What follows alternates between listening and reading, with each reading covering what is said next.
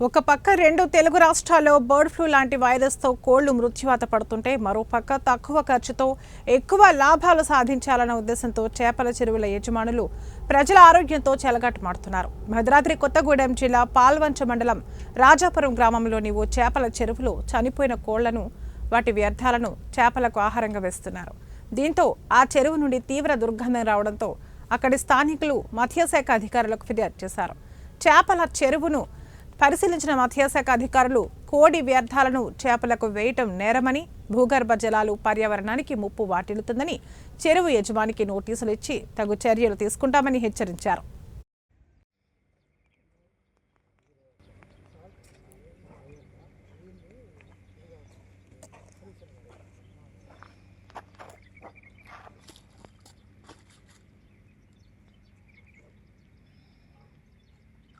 Gracias.